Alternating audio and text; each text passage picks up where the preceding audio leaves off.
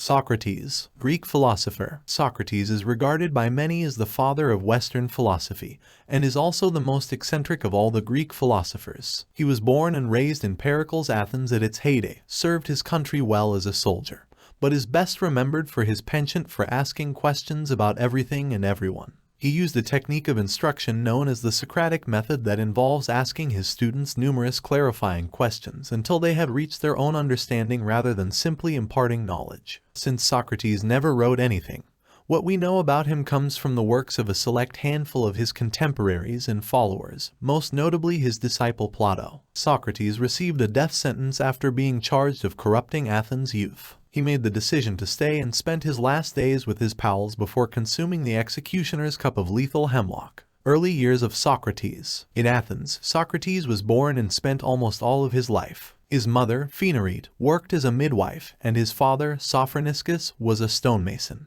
He had a thirst for knowledge when he was younger. Aspasia, the gifted mistress of the renowned Athenian leader Pericles, is credited by Plato with teaching him rhetoric in addition to describing him as enthusiastically obtaining the books of the preeminent contemporaneous philosopher Anaxagoras. It appears that his family had the modest resources necessary to start Socrates' career as a hoplite. During the siege of Potidaea in 432 BC, Socrates distinguished himself as an infantryman by saving the future Athenian commander Alcibiades. Socrates served in the Peloponnesian War through the 422, participating in a number of engagements, but he also stayed long enough at Athens to win the hearts and affection of the young people there. In Aristophanes' comedy Clouds, which portrayed him as an untidy clown whose philosophy amounted to teaching rhetorical techniques for getting out of debt, he was first exposed to the general public as a caricature in 423. Philosophy of Socrates. Socrates cut an odd figure in Athens, walking about with long hair,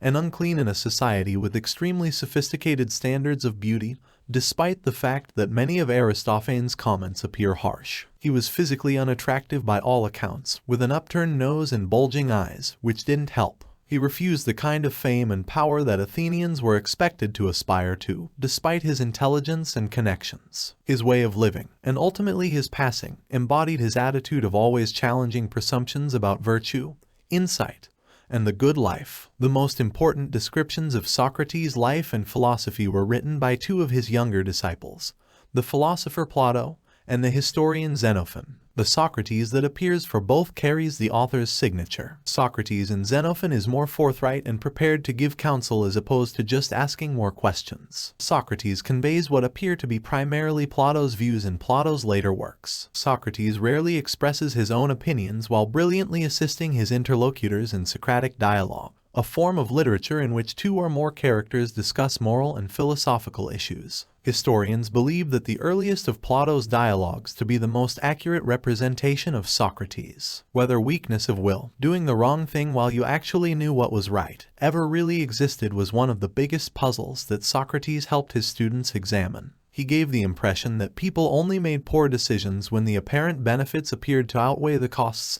at the time. By removing the errors that skew one's calculations of benefit and cost, one might establish personal ethics by mastering what he dubbed the art of measurement. Socrates was also very curious in the boundaries of human knowledge. Socrates resisted learning that he was the smartest man in Athens when the oracle at Delphi proclaimed him to be so until he recognized that, while knowing nothing, he was acutely aware of his own stupidity. Trial and death of Socrates. When possible, Socrates shied away from politics and had allies in the tumultuous power battles that ensued after the Peloponnesian War. His name was chosen in 406 BC to serve in the ecclesia, one of the three branches of ancient Greek democracy known as Democratia, the Assembly of Athens. When a group of Athens' senior generals were being illegally tried for failing to recover their dead from a fight against Sparta, Socrates became their lone opponent. A repressive Athenian government asked Socrates to assist in the capture and execution of Leon of Salamis 3 years later, but he refused, engaging in civil disobedience that Martin Luther King,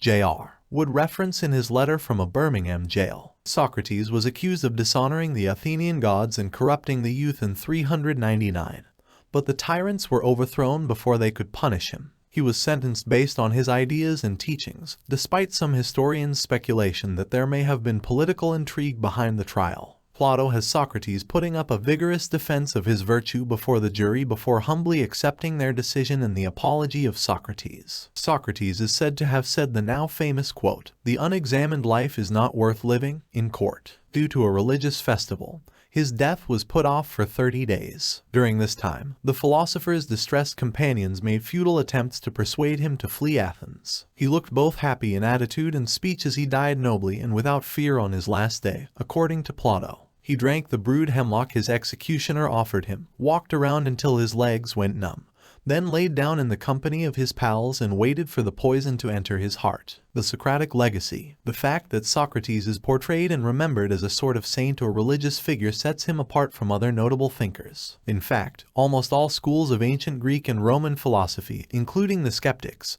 Stoics, and Cynics, wanted to claim him as one of their own. The Socratic dilemma or Socratic question, reconstructing the philosopher's ideas in their entirety and examining any discrepancies in secondary descriptions of them, remains an open question facing scholars today because all that is known about his philosophy is reliant on the writing of others. The goal of philosophy was enlarged by Socrates and his disciples from seeking to comprehend the outer world to trying to dissect one's own inner ideals. From the period of Aristotle through the Renaissance and into the contemporary age, formal logic and systematic ethics were developed as a result of his love for definitions and mind-bending puzzles. Furthermore, Socrates' life came to represent the challenge and significance of adhering to one's carefully considered views while living. Benjamin Franklin condensed this idea into a single sentence in his autobiography from 1791.